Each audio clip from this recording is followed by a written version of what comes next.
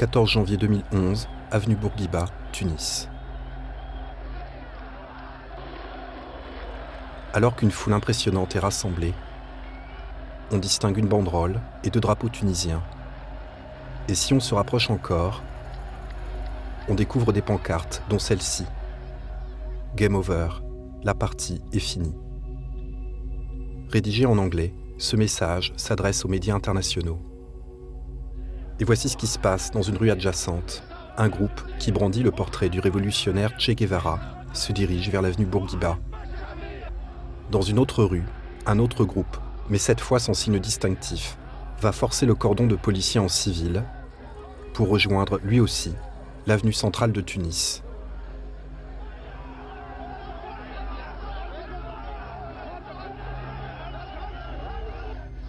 Vous êtes en train d'assister à la toute première manifestation de masse dans la capitale tunisienne depuis le début des événements. C'est donc une foule très diverse qui s'est rassemblée pour exiger le départ du dictateur et le faire savoir au monde entier. Une révolte naît toujours d'un accident soudain et imprévisible. Si la mobilisation ne faiblit pas, le pouvoir va alors devoir tout mettre en œuvre pour empêcher que la révolte ne s'étende au reste du pays. Car si un tel seuil est franchi, il devra alors lutter pour sa propre survie.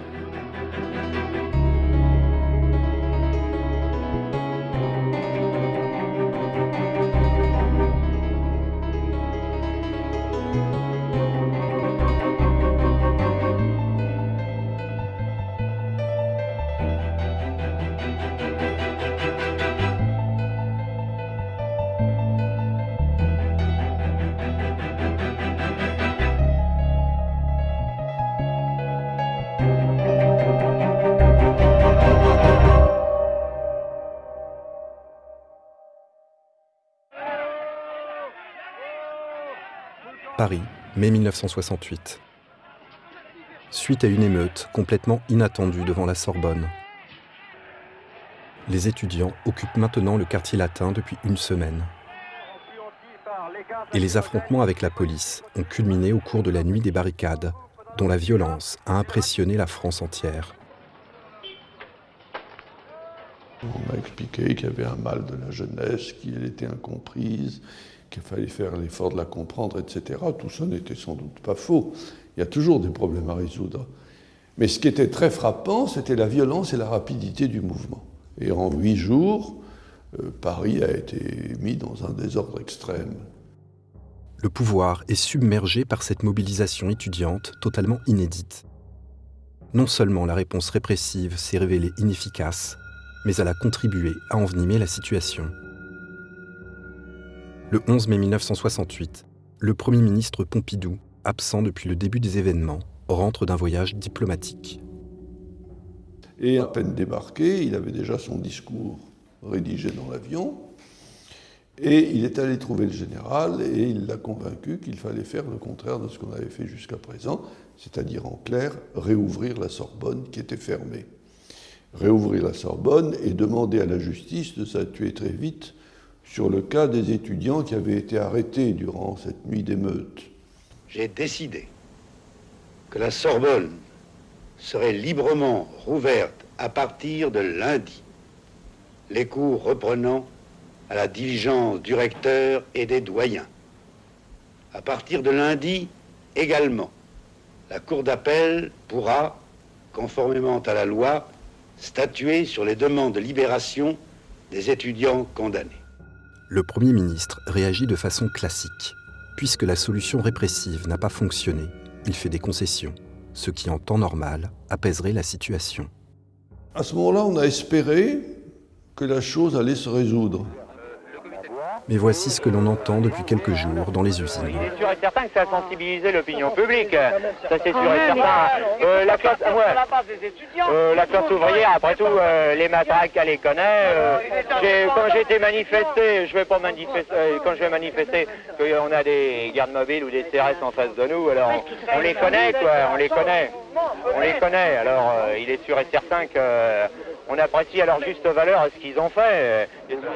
Dans les ateliers, on parle désormais de se mettre en grève, en dehors de tout mot d'ordre syndical. Dans toutes les usines, on observe le même phénomène. Les syndicats, dont le rôle est d'organiser et d'encadrer les mobilisations, sont tout simplement dépassés par une soudaine agitation ouvrière. Les syndicats sont contraints à agir, avec l'espoir de prendre le contrôle d'une situation qui leur échappe. Et c'est vrai qu'il y avait l'idée de garder le contrôle, ou de prendre le contrôle du mouvement, et nous faisons ce que nous avons toujours fait, une manif de masse. Le succès dépasse nos espérances. Nous sommes impressionnés. Bon, on peut dire 1 800 000, 500 000, peu importe les chiffres, c'est une énorme manif, on défile toute l'après-midi. Mais l'énorme manifestation du 13 mai ne permettra pas aux syndicats de reprendre la situation en main. Et c'est à partir du mardi que la CGT s'est trouvée devant ce mouvement qu'elle ne contrôlait plus dans son propre secteur. Il ne s'agissait plus des universités ou des étudiants, il s'agissait des entreprises publiques ou privées, des administrations. Dès le lendemain, mardi 14 mai, les 1800 ouvriers de l'usine Sud-Aviation de Nantes se mettent en grève et décident de la première occupation d'usine. Dès lors, les grèves avec occupation vont se multiplier. 2 jours plus tard, le 16 mai, pour ne pas être complètement débordée, la CGT est contrainte de déclencher la grève à l'usine Renault de Billancourt, le thermomètre social du pays.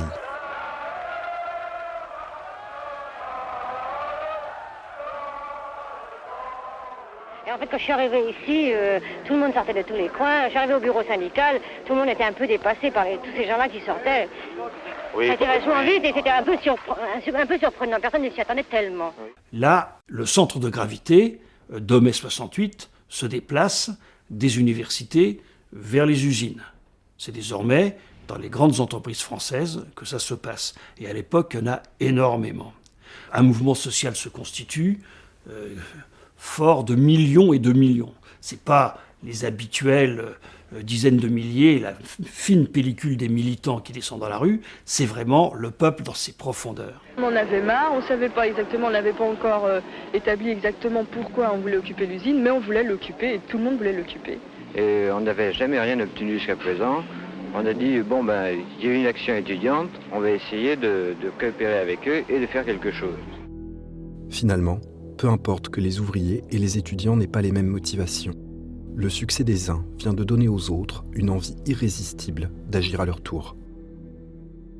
Ils se disaient, pourquoi pas nous? Allons-y les gars. D'une certaine façon, c'était ce que nous souhaitions et nous l'avons pas vu venir. Ça s'est déclenché en dehors de tout mot d'ordre.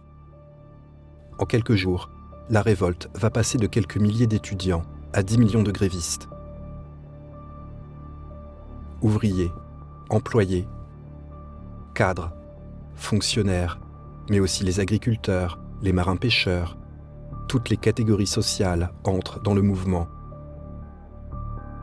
La population tout entière est concernée.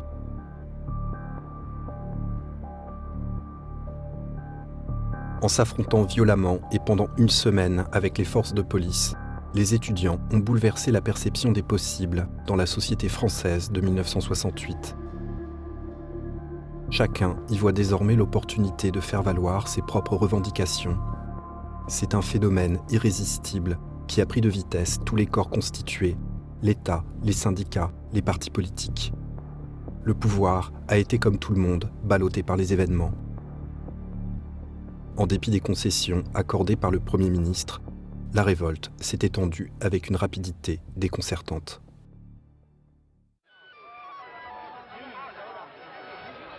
Pékin, avril 1989. Suite au décès du leader réformiste Hu Yaobang, les étudiants manifestent depuis 15 jours. Ils réclament des réformes politiques et un dialogue avec les autorités qui réagissent sous la forme d'un éditorial menaçant dans le quotidien du peuple. Au début, les étudiants étaient plutôt calmes, mais cet éditorial était tellement violent qu'il les a rendus complètement furieux. Nous pouvons dire qu'à partir de ce jour-là, les étudiants et le gouvernement ont été complètement opposés. Pourquoi cet éditorial du 26 avril était-il si mauvais? Deng Xiaoping avait demandé au quotidien du peuple qu'une réunion du parti soit retranscrite mot à mot. Le quotidien du peuple n'a pas osé désobéir et a publié, mot pour mot, les paroles rustres et impoli des officiels du Parti communiste. Malgré le style, ce qui était bien clair et non raffiné, c'est la menace qu'il envoyait. L'éditorial dépeint les étudiants comme des éléments antipatriotes et antisocialistes. Ces graves accusations sont une menace d'incarcération et peut-être d'exécution pour tous ceux qui participeraient à de nouvelles manifestations. Ce faisant, le pouvoir chinois réagit de manière habituelle. 3 ans plus tôt, le dernier mouvement étudiant avait été résolu de cette façon. Dans cette situation, la décision de se battre a été prise par tous les étudiants. Ils acceptaient de faire face à cette menace, ils ont écrit leur testament et sont tous sortis du campus.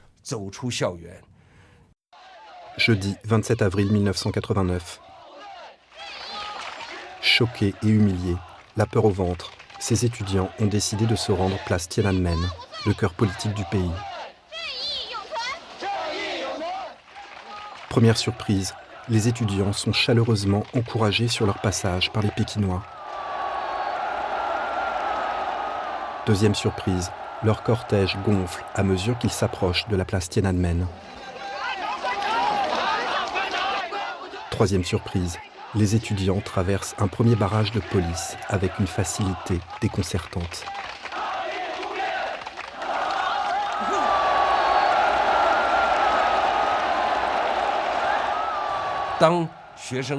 Quand les étudiants sont sortis du campus et ont franchi les uns après les autres les barrages de police, nous étions environ 100 000 dans la rue ce jour-là, et il y avait probablement des millions d'habitants de Pékin qui se tenaient de chaque côté des rues pour nous encourager.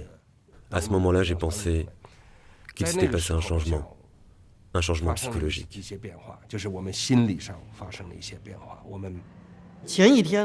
La veille, le gouvernement avait interdit la manifestation.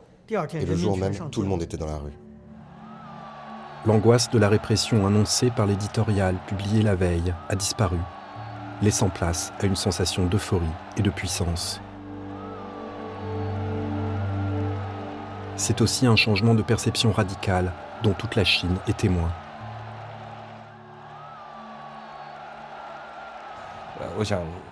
Nous avons réussi à prendre un gouvernement autoritaire à son propre jeu. Il nous avait menacés pour nous faire peur, et nous l'avons pris au dépourvu à notre tour. Du coup, ils ne savaient plus comment réagir. Donc nous avons organisé d'autres activités, incluant des sit-ins, des manifestations et une pétition. Nous voulions être sûrs que le gouvernement nous entende. Mais le gouvernement n'a pas répondu du tout.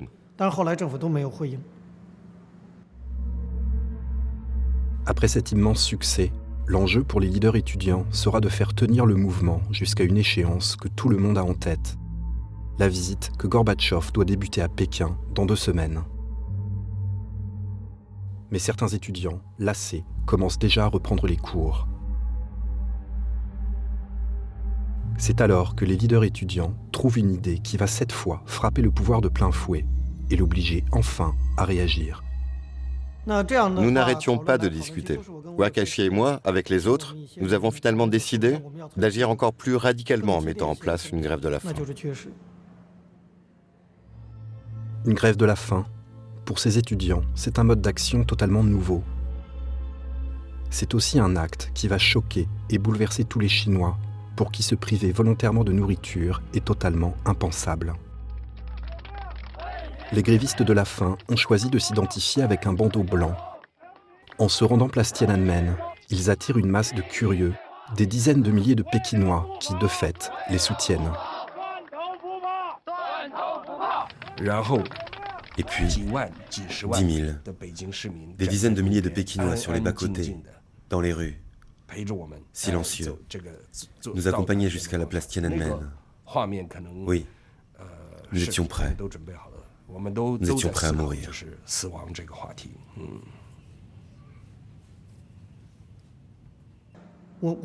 ne m'attendais pas à ce qu'il y ait autant de gens avec nous. Nous n'y avons pas pensé, et en tout cas, en ce qui me concerne, je ne l'avais pas anticipé. Ce phénomène, personne ne l'avait anticipé.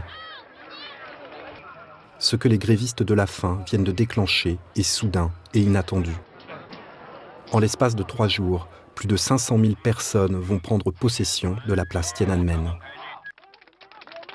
Non seulement la place Tiananmen va dorénavant être occupée de façon permanente, mais le gouvernement chinois va subir une humiliation diplomatique devant le monde entier. Le 15 mai, lorsque Gorbatchev débute sa visite, les officiels doivent organiser des détours invraisemblables pour éviter à tout prix qu'ils croisent les étudiants. Du fait de leur inexpérience de la grève de la faim, les étudiants perdent connaissance les uns après les autres. Les sirènes angoissantes des ambulances retentissent sur la place Tiananmen. La population chinoise est horrifiée par les images retransmises à la télévision.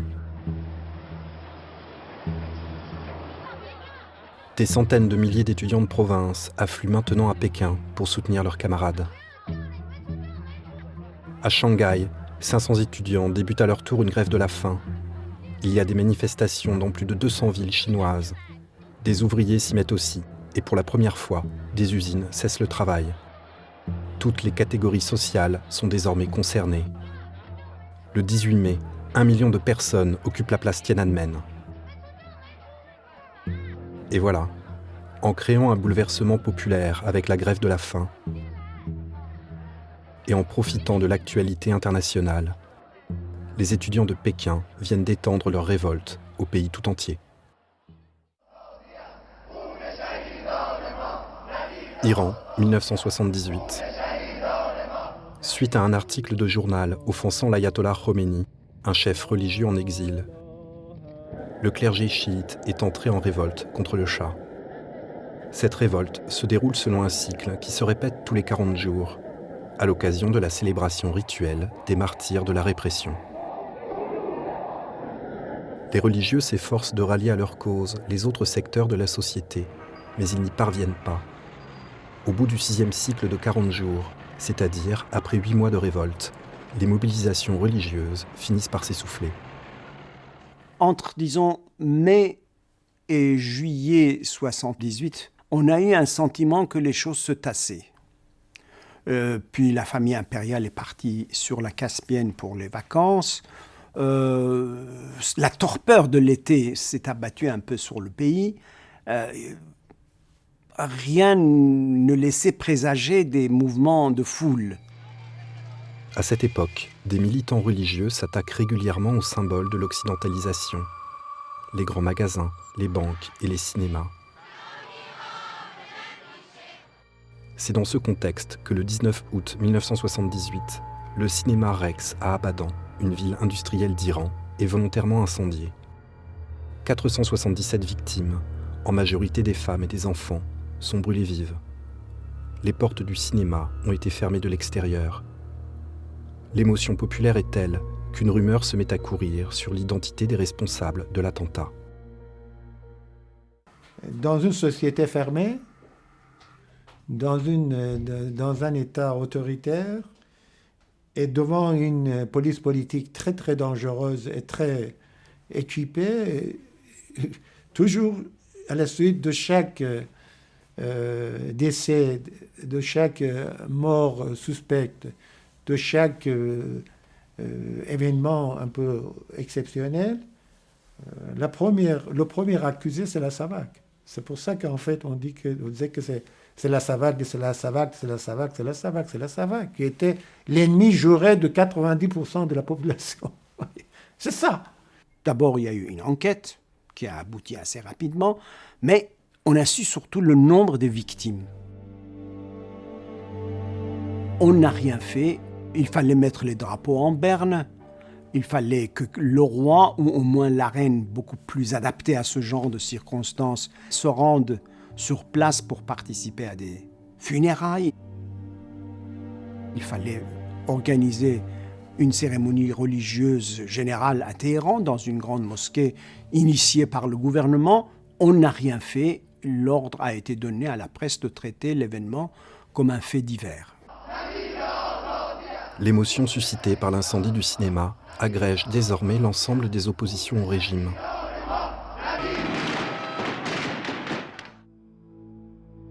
La révolte atteint Téhéran 2 semaines plus tard. Pour l'heure, Peu importe que certains désirent instaurer le royaume de Dieu ou que d'autres rêvent de démocratie, extrême gauche, communistes, libéraux, sociodémocrates, simples citoyens, tous se joignent aux religieux pour chasser le Shah d'Iran. On pense aujourd'hui que l'attentat du cinéma d'Abadan a été perpétré par des militants proches de l'ayatollah Khomeini.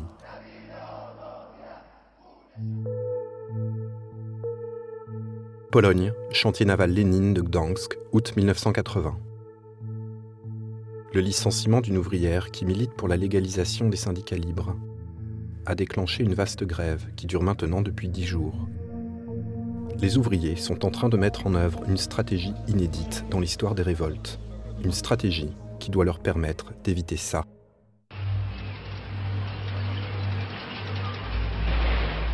L'écrasement par les chars soviétiques, comme à Prague en 1968.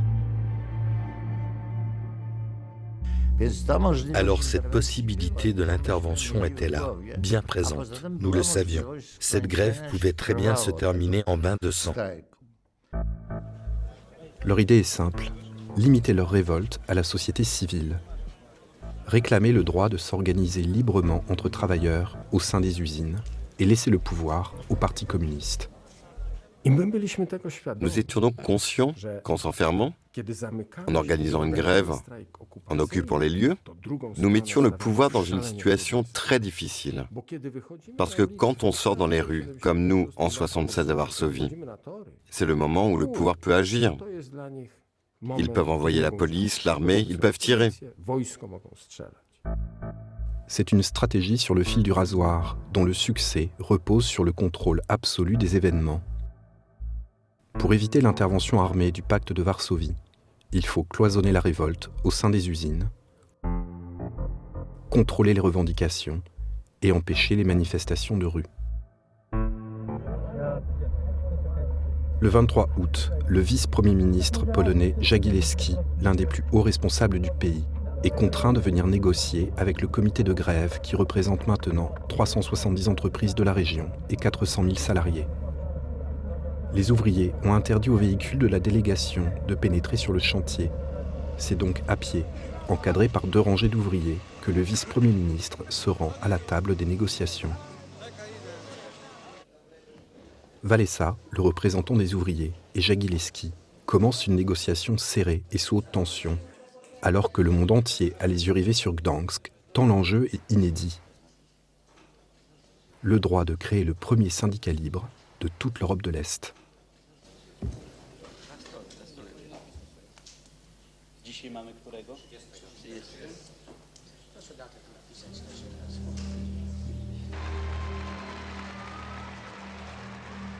Après une semaine de négociations, les ouvriers remportent une immense victoire. Pour l'instant, le droit de créer des syndicats libres n'est accordé que pour la région de Gdansk. Mais pour toute la Pologne, la perception des possibles a radicalement changé. Niezależne, samorządne związki zawodowe. Pierwszy etap wygrany, ale drugi dużo cięższy. Oj, ciężki, a się bardzo go boję. Na pewno będą potknięcia, na pewno będzie ktoś chciał nas trochę wyprowadzić w manowce. Taka jest prawda. Ale my się nie damy, bo wszyscy bierzemy odpowiedzialność, nie ja sam. Ale wszyscy razem to jest siła, to jest moc i my to zrobimy. C'était les gens qui vivaient avec la nuque courbée sous le régime, qui étaient plus ou moins conformistes, mais qui se sont sentis tout d'un coup libres. Libres au sens absolument plein de la parole, c'est-à-dire libres dans la dimension de l'action et libres de la liberté collective d'action. Évidemment, Solidarnosc, ce grand mouvement, est apparu sur l'ensemble du territoire national. Dans le pays entier, les gens qui criaient Solidarnosc voulaient avoir leur succès. Ils voulaient répéter le succès de Gdansk. C'était aussi un peu le droit de cette révolution. Cette union syndicale regroupe les nouveaux syndicats indépendants qui fleurissent partout en Pologne et dans tous les secteurs de la société. La révolte de solidarité s'étend formidablement vite, tout en restant cloisonnée au sein des usines. En partant de Gdansk et en l'espace de 3 mois, 10 millions de salariés sur les 13 millions que compte la Pologne de cette époque adhèrent à Solidarité. En s'organisant et en limitant strictement le champ de leurs revendications, les ouvriers polonais ont fait mettre un genou à terre à une dictature, sans la moindre effusion de sang. Désormais, plus rien ne semble pouvoir arrêter le mouvement Solidarité.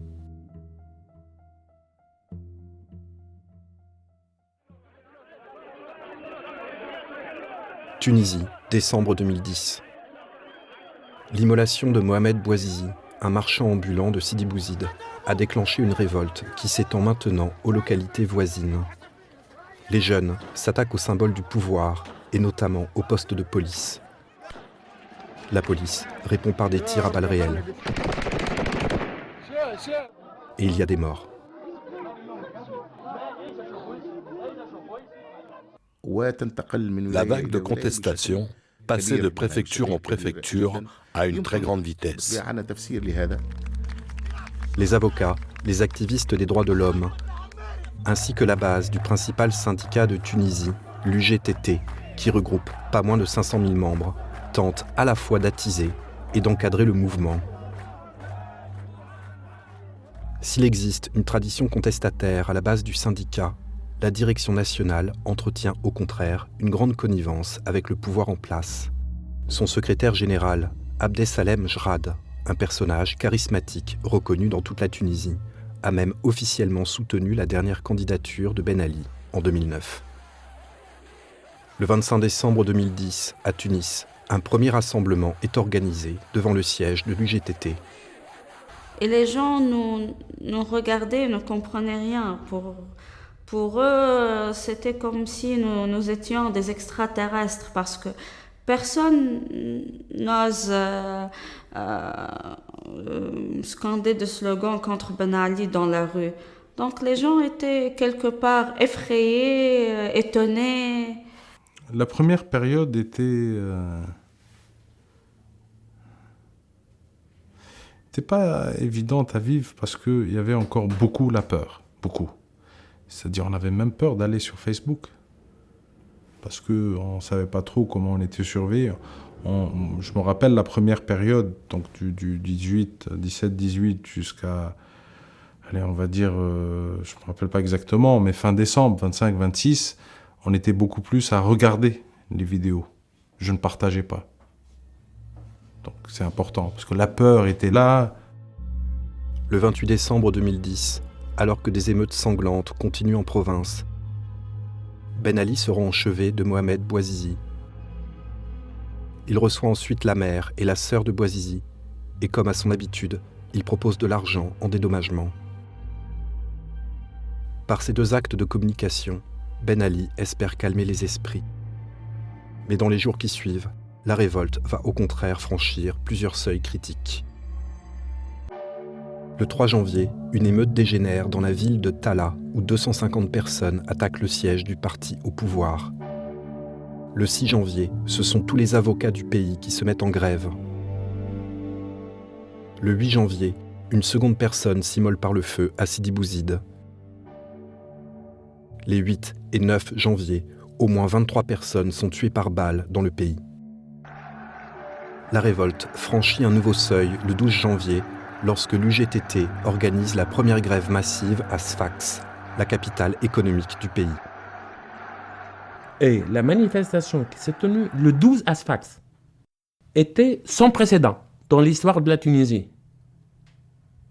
Le nombre des manifestants variait selon, comme vous savez, entre 60 000 et 100 000 personnes. Une grève impressionnante. Certains pensent que c'est la grève qui a déstabilisé Ben Ali. Si l'immense succès de la grève de Sfax contribue à déstabiliser le régime, c'est surtout la prise de parole du secrétaire régional de l'UGTT qui va marquer les esprits ce jour-là.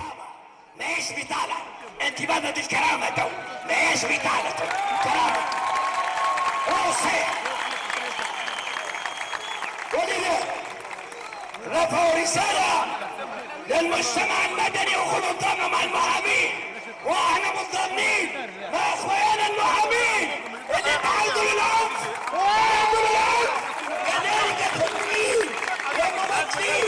وكل من تعرض للعنف مثل في البوليس سنحميه وسنتضامن معه باش ما يبقاش فيها ظلم وما كان ما يوقعش رصاص واذا اطلق الرصاص من جديد سناخذ قرارات اخرى خذوها مسلمه من الاتحاد الجهوي. Ce dirigeant de l'UGTT vient de mettre fin à la collusion de son syndicat avec le pouvoir, et c'est un bouleversement complet, perçu comme tel dans toute la Tunisie.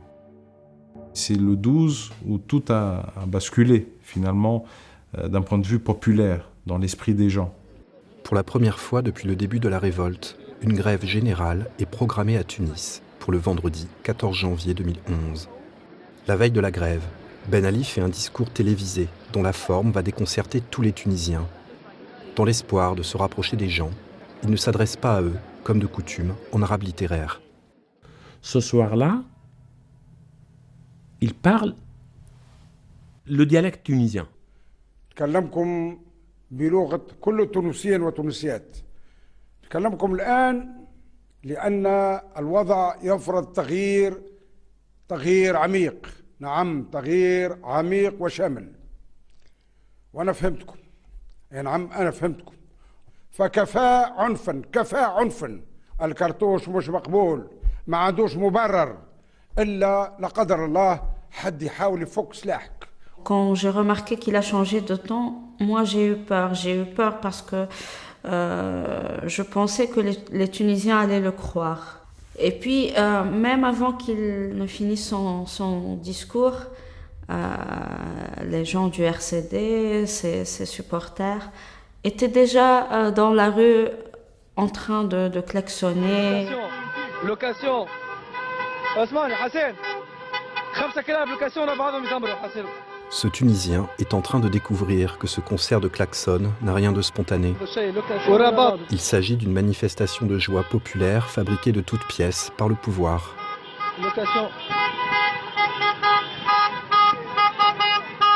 Et c'était un coup orchestré parce que ça se voyait trop. Parce que les gens sont sortis avant même que le discours ait pris fin. Ils n'étaient même pas synchronisés par rapport au timing du passage du discours. Enfin, on ne peut pas fêter une bonne nouvelle avant de la savoir. Donc ils étaient en train de fêter une pseudo-bonne nouvelle avant même de savoir ce qu'il était en train de dire. Donc on savait, ça nous a énervés. Moi je pense que sur le plan émotionnel, je ne me suis jamais sentie aussi... j'avais une colère qui était juste...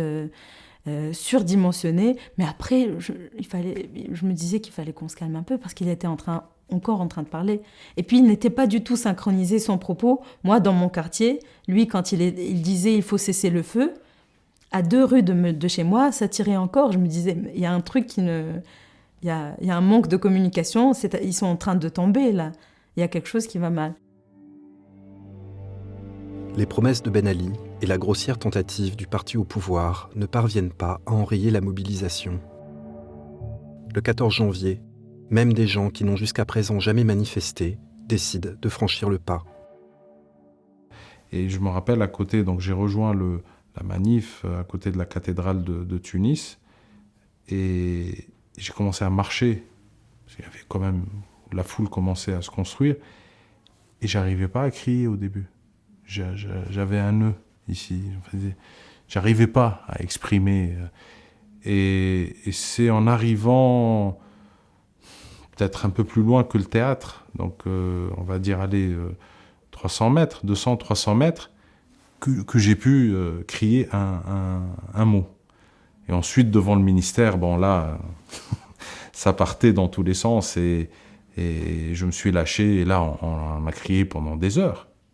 On est libre, on est libre, on est libre. Filmez-nous, on n'a pas peur, on n'a pas peur. Pas la terreur, pas le dictateur. Avec cette mobilisation massive devant le ministère de l'Intérieur, qui est aussi un centre de torture et l'endroit le plus craint de toute la Tunisie, la révolte franchit un nouveau seuil. Parmi ces manifestants, on retrouve ici des avocats, des syndicalistes de l'UGTT, mais aussi des jeunes chômeurs, des chefs d'entreprise, des apolitiques, des islamistes et des communistes. En d'autres termes, toute la société civile. Et voilà comment une révolte, partie de Sidi Bouzid, modeste ville de province, s'est étendue en quelques semaines à la société tunisienne tout entière. Pour passer d'une dictature à une démocratie, il faut une période difficile, il faut du sang. Il y a eu 90 morts à peu près, il y a eu au moins 1000 blessés. Au moins qu'ils ne soient pas morts et blessés pour rien. Se révolter est toujours un acte coûteux et dangereux. C'est pourquoi l'extension d'une révolte à toute la société n'est ni prévisible, ni systématique. C'est même un phénomène exceptionnel. La révolte s'étend toujours suite à des événements inattendus et soudains qui vont bouleverser les perceptions d'autres acteurs dans d'autres secteurs de la société. Ceux qui se joignent alors au mouvement se saisissent en fait d'une mobilisation amorcée par d'autres. Ils y voient une soudaine opportunité pour agir à leur tour. Ils le font pour leurs propres raisons et y apportent leurs propres revendications. Et c'est ainsi que la révolte peut se délocaliser et s'étendre. Le pouvoir, qui jusqu'à présent a réagi de façon classique et habituelle, va devoir rapidement tenter autre chose pour espérer mettre un terme à la révolte. En France, l'extension de la révolte a pris des proportions absolument inouïes. Seules les forces de l'ordre et la haute fonction publique semblent épargnées par le mouvement. Le 24 mai 1968, le chef de l'État va prendre pour la première fois la parole depuis le début de la révolte. La crise de l'université, crise provoquée par l'impuissance de ce grand corps à s'adapter aux nécessités modernes de la nation.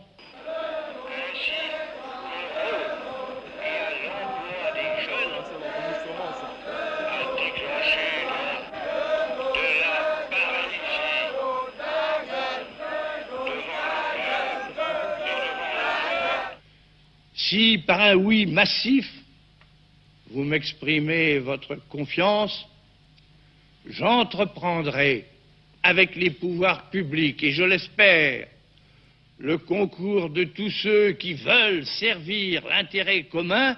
Il a dit n'importe quoi! Il a dit n'importe quoi! Comme solution de sortie de crise, le général vient de proposer un référendum sur une question totalement confuse et en complet décalage avec la réalité de la situation.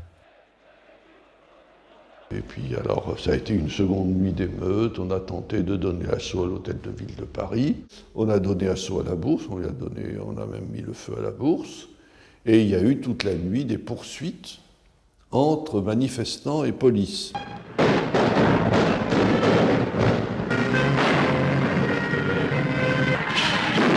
Bilan, 1 mort, 500 blessés, 800 arrestations. Mais la violence de la réaction à l'intervention du chef de l'État n'est pourtant pas le phénomène le plus étonnant.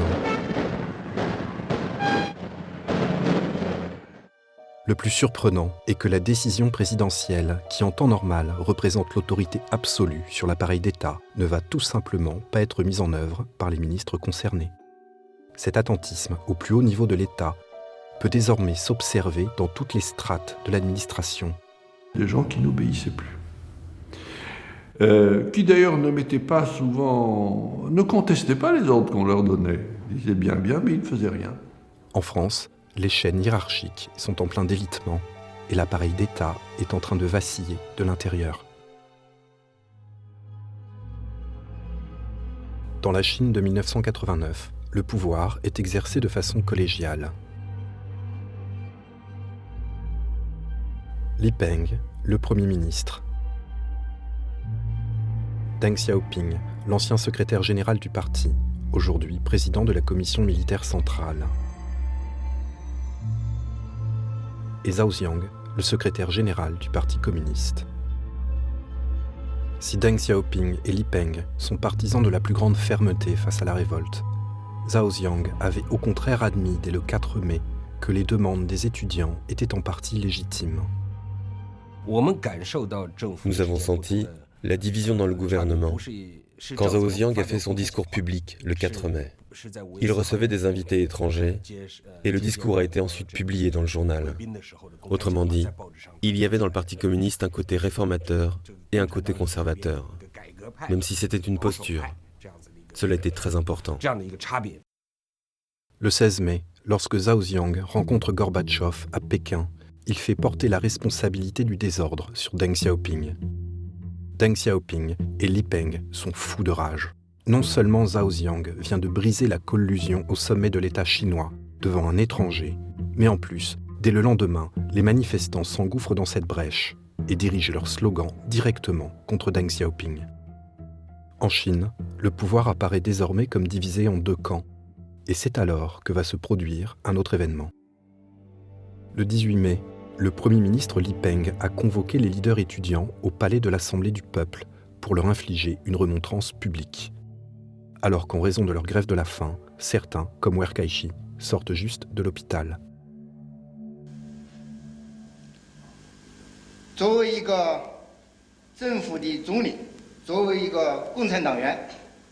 Ce discours d'ouverture, je m'en souviens très bien. J'étais assis au premier rang et Wang Dan était juste à côté de moi. Nous nous regardions et je me disais, il faut l'interrompre.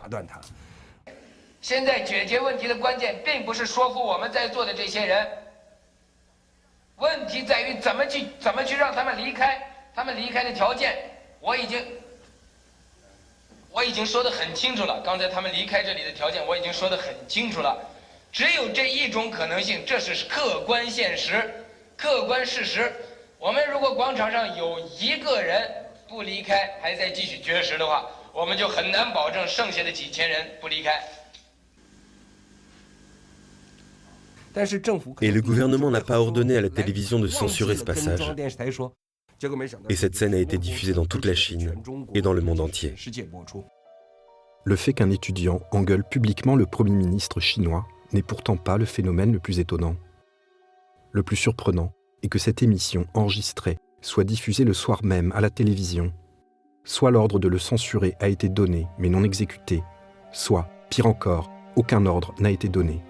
Ceci est une preuve patente de l'incapacité du pouvoir à juger d'une situation qui semblait pourtant évidente. L'appareil d'État montre maintenant des signes de délitement. Iran, 27 août 1978. Suite au drame du cinéma d'Abadan, le Shah nomme un nouveau Premier ministre, Jafar Sharif Emami.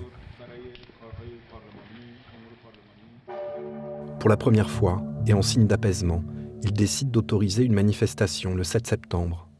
Or, non seulement cette manifestation est un immense succès, mais on y entend pour la première fois le slogan « République islamique ». En réaction, le Shah va décider d'interdire tout rassemblement et de proclamer la loi martiale dans la nuit du 7 au 8 septembre 1978. La loi martiale est déclarée. L'armée entre en jeu, le général Oveissi est nommé gouverneur militaire de Téhéran, et aussitôt après, le bruit court qu'un nouveau rassemblement, une nouvelle manifestation va avoir lieu place Jaleh, une place au centre de Téhéran, non loin de l'Assemblée nationale. Immédiatement, le gouvernorat militaire de Téhéran, donc le général Oveissi, déclare dans un communiqué « Tout rassemblement de plus de 2 personnes est interdit ». Le 8 septembre, 5000 irréductibles ont décidé de braver l'interdiction.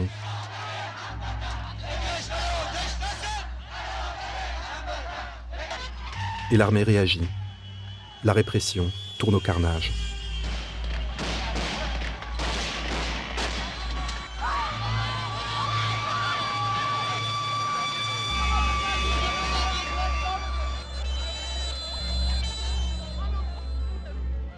Environ 200 personnes sont tuées. Mais l'émotion populaire est telle que l'on parle à l'époque de plusieurs milliers de morts. Et à ce moment-là, on gardait des cadavres sous la glace parce que les familles avaient peur que si on laissait les cadavres entre les mains des services de funérailles, la SAVAK était en mesure d'identifier la victime et venir chercher la famille. En Iran, ce jour va désormais porter le nom de Vendredi noir. La ligne politique incompréhensible du pouvoir, qui alterne concession et répression, est la cause directe de ce terrible dérapage de l'armée iranienne. Et c'est aussi le signe de la profonde confusion dans laquelle se trouve désormais l'État iranien.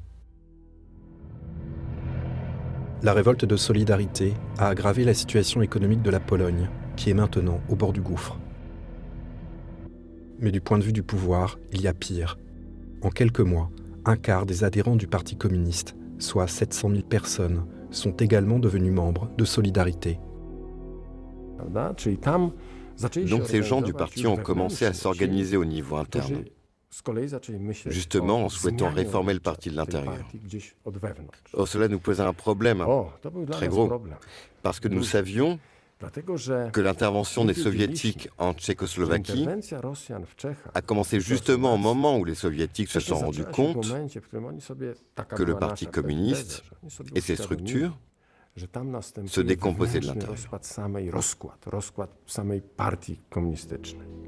C'est dans ce contexte que le général Jaruzelski, déjà ministre de la Défense, est nommé Premier ministre le 10 février 1981. Jaruzelski propose immédiatement une suspension du droit de grève de 2 mois, le temps de rétablir la situation économique du pays. Mais lorsqu'il demandera son soutien au Parlement, d'habitude une simple formalité, il devra menacer de démissionner pour l'obtenir. Quelques mois plus tôt, un tel bras de fer avec les députés aurait été inconcevable. C'était le Parlement élu avant Solidarność.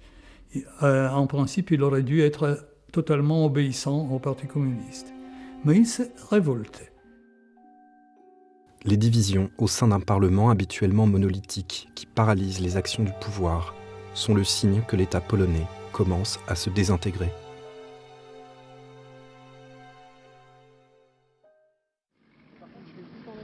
En Tunisie, le 28 décembre 2010, Ben Ali avait prononcé un premier discours télévisé pour réagir aux événements de Sidi Bouzid.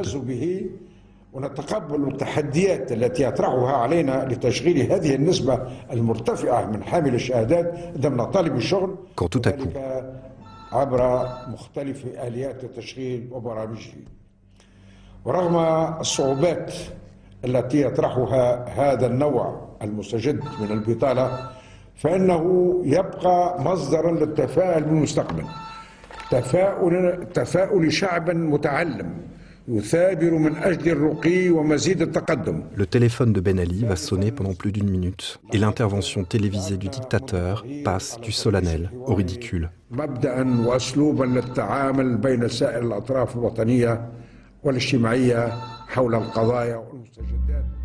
Non seulement cette sonnerie impromptue brouille la parole de Ben Ali, mais surtout, elle signifie à tous les Tunisiens l'état de confusion qui règne au sommet du pouvoir. Mais cela ne va pas s'arrêter là. Mon père occupait le poste de chef de la garde nationale, commandant de la garde nationale sous le régime de Ben Ali. En Tunisie, ce sont à la fois la police dans les villes et la garde nationale dans les zones rurales qui sont en charge du maintien de l'ordre. Tous ceux qui étaient concernés par ça se réunissaient pour trouver donc des solutions et pour gérer cette situation de crise. Et on propose justement d'échanger les uniformes de la garde nationale, donc de donner des uniformes de la garde nationale aux policiers. Pourquoi ? Parce que la garde nationale, jusque-là, était bien vue. L'idée même de maquiller la police en garde nationale nous montre à quel point l'improvisation et le désarroi s'installent dans les forces de l'ordre. Mais ce n'est pas tout. Le 31 décembre 2010, le commandant de la garde nationale prend l'initiative de donner l'ordre suivant. Dans tous les cas, il est interdit d'utiliser les gaz et les armes, quel que soit le degré d'affrontement. Par cet ordre, qui s'applique à 80% du territoire tunisien, le commandant de la garde nationale se désolidarise du pouvoir. Et c'était très dangereux, parce qu'il n'avait pas l'approbation de Ben Ali. Il n'avait pas l'approbation du ministre de l'Intérieur. Mais si l'ordre est appliqué à certains endroits, il ne l'est pas à d'autres. Cette directive n'empêche pas les dérapages et les morts par balles. Et donc là, on ne savait plus qui faisait quoi ou qui donnait l'ordre quel genre d'ordre pouvait être donné. C'était la première fois que je voyais mon père dans un état pareil, parce que c'était quelqu'un qui avait beaucoup de charisme, qui ne se laissait pas déstabiliser facilement. Je l'ai vu dans tous ses états. Il était dépassé et je pense que tous les autres responsables étaient plus ou moins dans le même état. Passé le seuil de l'extension, la révolte entraîne toujours le délitement de l'appareil d'État. La collusion entre les dirigeants se désagrège et des divisions peuvent apparaître publiquement, même au sein de pouvoirs qui semblaient monolithiques. Du sommet à la base de l'État, les fonctionnaires agissent de plus en plus en fonction de stratégies personnelles où entrent en ligne de compte leurs propres doutes, leurs propres craintes et leur propre sens de l'opportunité. Leur comportement s'individualise. C'est pour cette raison que certains ordres évidents ne sont pas donnés et que d'autres ne sont jamais transmis ou appliqués. C'est également pour cette raison que certains vont rester les bras croisés alors que d'autres vont prendre des initiatives personnelles totalement inhabituelles. Les commandes du pouvoir sont désormais détraquées alors même que la révolte va entrer maintenant dans une nouvelle phase. En France, les communistes et les syndicats vont jouer la collusion avec le pouvoir pour tenter de reprendre le contrôle des événements. En Chine, la population de Pékin va bloquer les convois militaires qui ont reçu l'ordre de vider la place Tiananmen. En Iran, l'armée va apparaître comme de plus en plus dépassée et les cas de désertion vont se multiplier. En Pologne, Walesa et la direction de Solidarité vont s'épuiser à arrêter les grèves sauvages qui éclatent partout dans le pays. À Tunis, l'armée va se déployer devant quelques bâtiments officiels tout en affichant ostensiblement sa neutralité. Et partout, la situation va basculer dans le chaos le plus total.